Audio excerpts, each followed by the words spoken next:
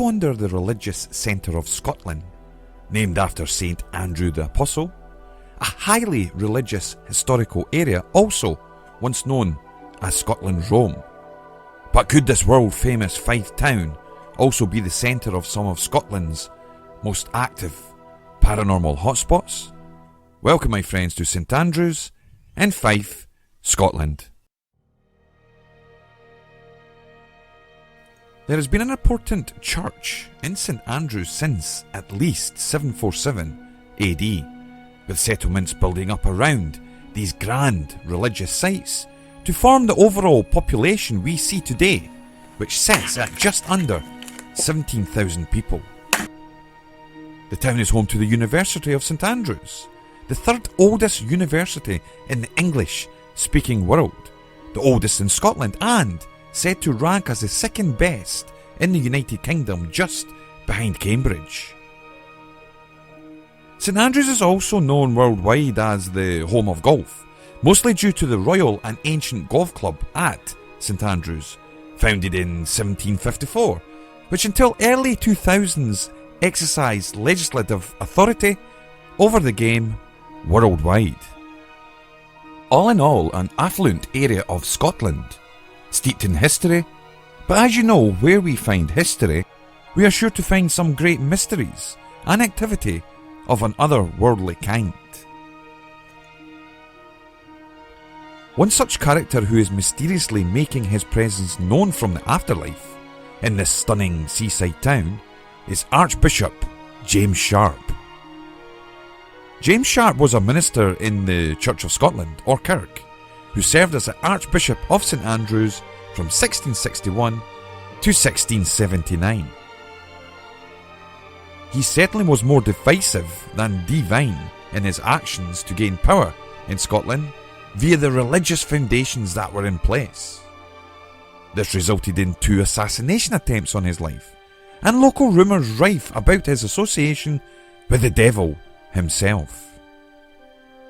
On the 3rd of May 1679, a group of 9 Covenanters, including John Balfour of Kinloch, were waiting at Magus Muir, hoping to ambush the Sheriff of Cooper. The Sheriff gained information about this and decided to stay home. He knew, due to his prosecution of Covenanters, his time would have been done.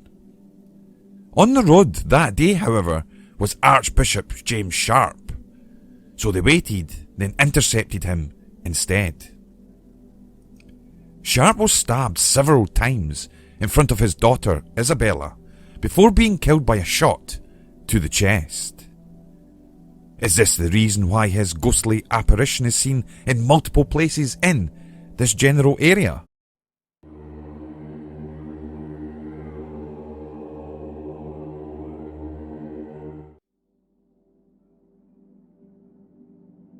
The Pens in St Andrews is the focal point for our afterlife research this week. We visited the area to continue our research into the life and death of Archbishop Sharp, who we tracked at an earlier investigation at Magus Muir, which is relatively close by. A much reported historical sighting at this week's focal point in St Andrews tells the tale of a phantom coach that races down the street, some say being pulled by headless horses. At the Pens in St Andrews, a coach believed to be that of Archbishop Sharp's, mentioned earlier, has been seen. From within the coach, it's claimed someone is frantically banging at the window. That someone is none other than the spectre of James Sharp, with the devil sitting beside him, before the horses and coach plunge into the harbour, taking the Archbishop's soul to hell.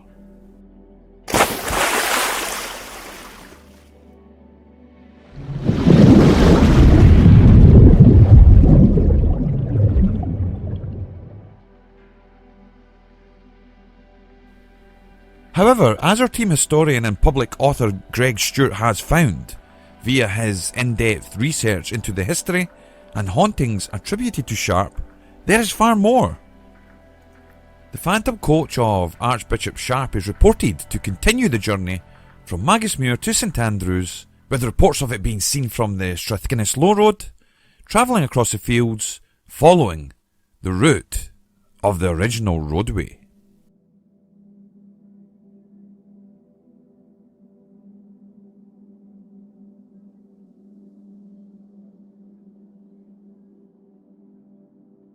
In her book A Haunting of Ghosts, Helen Cook tells of a sighting that she had heard about that took place just before World War II.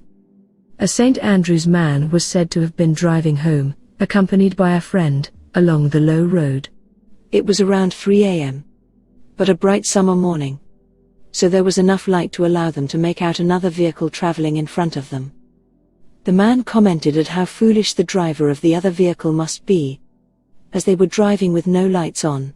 As they caught up and considered whether it was safe to pass on the narrow road, they were amazed to see the vehicle turn and continue across the fields where the old coaching road used to be, until it finally disappeared into the darkness. If this was an encounter with Archbishop Sharp's coach, then those inside the car should consider themselves fortunate, as a sighting of the coach is normally believed to be an omen, warning of imminent bad luck.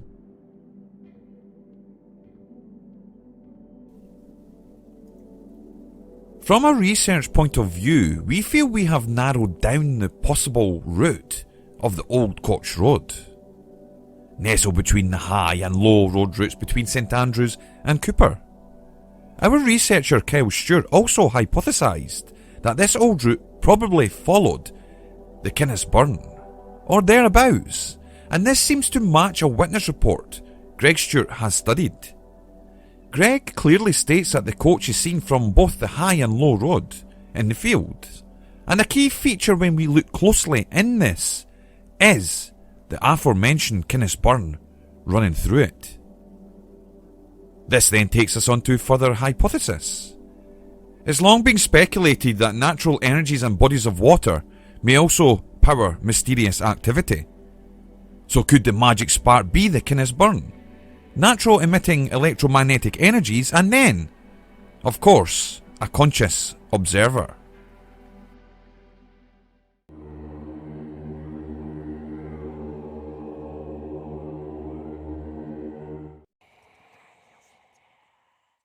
Okay, so we are now at another area with an association with Archbishop Sharp, and it's near St Andrews, and it also has the tales of the phantom carriage seen in the area.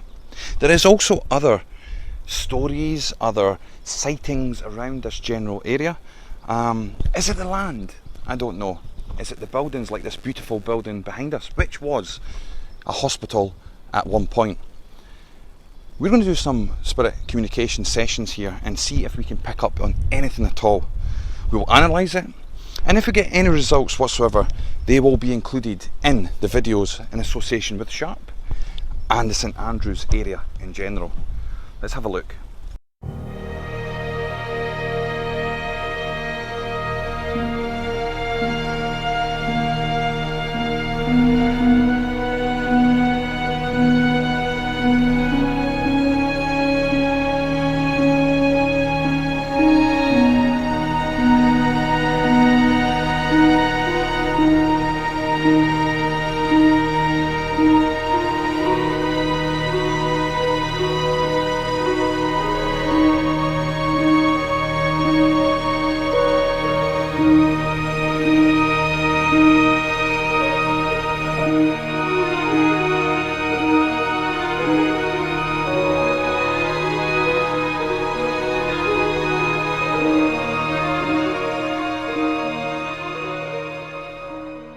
One of the frustrating things about audio work outside is wind. While operating the session, you can hear perfectly fine. However, the microphones on the recording devices get blasted, and it, in turn, covers your captures. This happened to us and has turned what would be a fantastic capture and relevance into a half-heard capture and an element of trust needed by the people checking out our content. While accessing an area where Archbishop Sharp's daughter Isabella is still heard screaming, most likely a residual replay, we gained a piece of audio via ITC techniques that had us grinning from ear to ear. While asking if Spirit was there, Sharp's daughter, or any other energies, the scanning device clearly said she might have moved on. We raved as it should not have had that long a capture. It was crystal clear to us and it fitted our circumstances and questions. However, in analysis, we have been impacted by the wind. Here is a capture anyway.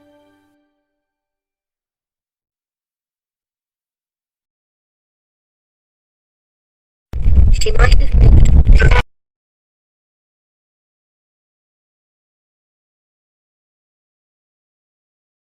She might have moved.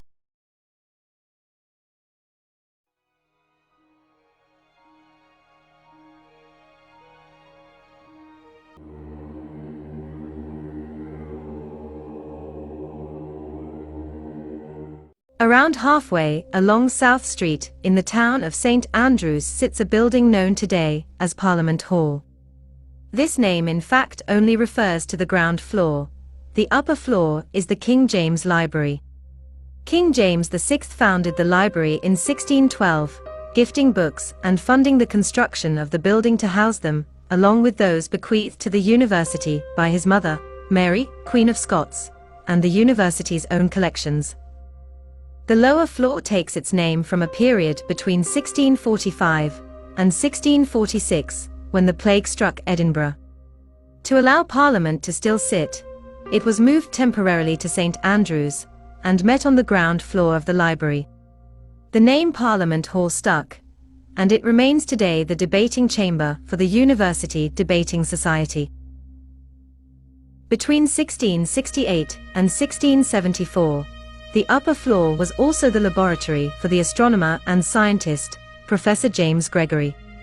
Often overlooked, Gregory had significant success in his studies here, including inventing the Gregorian telescope, a reflecting telescope which predates Sir Isaac Newton's Newtonian telescope by 5 years. He went on to become the chair of mathematics at Edinburgh University in 1674. But sadly suffered a stroke while teaching in 1675, dying just a month before his 37th birthday. While working at St. Andrews, Gregory established a meridian line, which passed through his laboratory, predating the Greenwich Meridian Line by 200 years.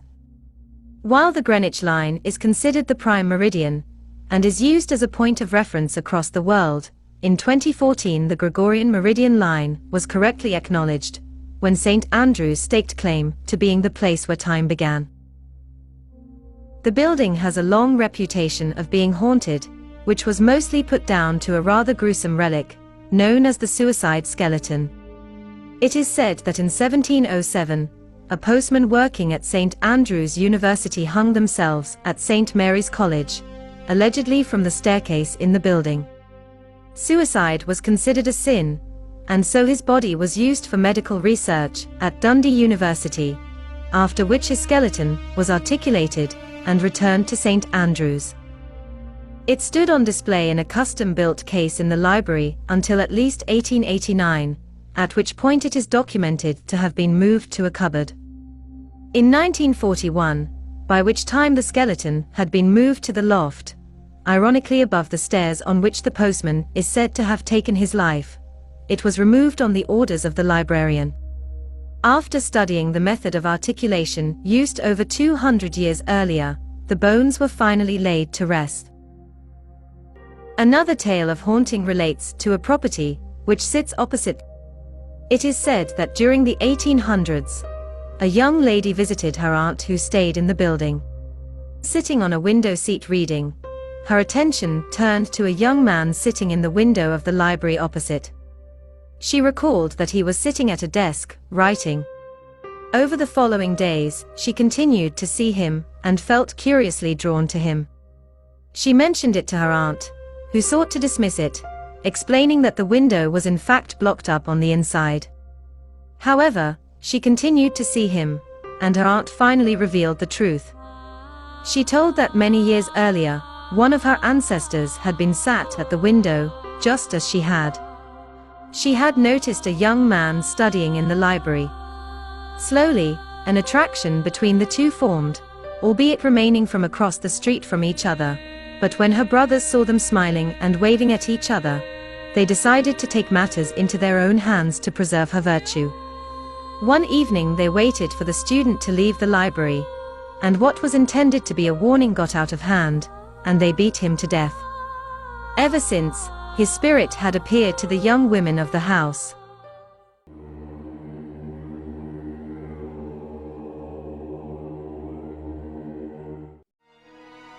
St Mary's Church was built in 1123 as a permanent home for an order of Celtic monks.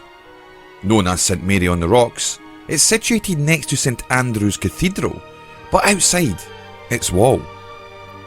St Mary's Church was cross-shaped. Its choir was longer than its nave, which allowed more space for priests. Many of the foundations are still highly visible. But are there any paranormal stories from this particular area of St Andrews? Built into the cathedral wall, with access from the cathedral grounds, and very much visible from our investigation position, you will note a small, square tower. Known as the Haunted Tower, this is home to the oldest ghost story of the town, the White Lady. Her figure has been seen walking the walls of the cathedral ruins for centuries, always walking towards the tower before vanishing. During restoration works in 1861, a secret chamber was found in the tower, and inside there were a number of coffins, one containing the almost perfectly preserved body of a young woman, dressed entirely in white. The chamber was sealed up again, with the bodies left inside, but it was reopened a number of times to try to get to the bottom of who had been laid to rest in the tower, and why. Eventually, the bodies vanished, with no reports of where they went. The identity of the White Lady remains a mystery, and her ghost is still seen to this day. Another sighting in this area happened on the 7th of October 1902. A story was published in the Evening Post, titled, The Fisherman's Story. The tale was provided to the paper by an old fisherman, who recalled that on a stormy night, his brother had been returning home from the harbour, on the path that leads past the haunted tower. As he approached, he saw something white sticking out from the tower, and as he got nearer, he saw it was a human arm. He rushed to help, but as he reached out to grasp the hand, it immediately vanished.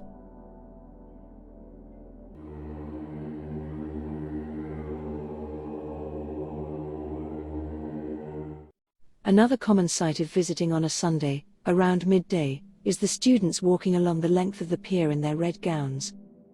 This walk, known as the Pier Walk, has been a tradition in the town for many years, with the students meeting in St. Salvator's Quad after attending church, and walking along the lower, wider section of the pier, before climbing the ladder at the end, to walk back along the narrower, upper section. It is believed that the students do not always make this walk alone, with the figure of a man being witnessed at the end of the pier. Sometimes described as being in full form and other times as being merely a ghostly shadow. Could this be the energetic replay of a parson, priest of an independent parish church, from Dundee, who drowned at the pier while on his way to preach to the students in 1551? This phantom is said to walk back along the pier, with the students, matching their pace if they try to speed up to get away. Among those who have encountered this spook is the novelist, screenwriter and journalist, Faye Weldon, who studied economics and psychology at the University of St Andrews. In an article, she wrote titled My Glimpses of the Afterlife Mean I No Longer Fear Death, published in the Daily Mail on 22nd of May 2013, she tells of her experience, and how she has now come to accept what took place on the pier in 1951. Describing the man that she encountered, as wearing a preacher's hat and winking in and out of nothingness, she tells us that the local legend suggests that this is the ghost of a parson from Dundee, but who drowned at the pier while on his way to preach to the students in 1551. In her book, Auto de Fe, published by HarperCollins in 2002, she theorizes whether the tradition of the pier walk is the reason the pastor continues to remain in this world. With the students' walk on a Sunday, preventing his spirit from making the separation needed between the living and spirit worlds to allow him to move on. Statements that don't will be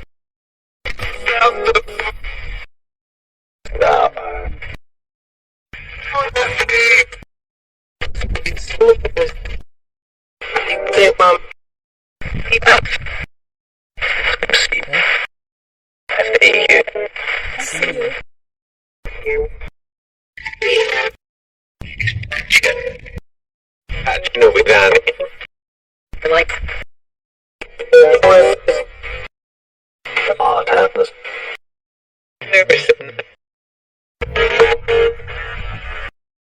place.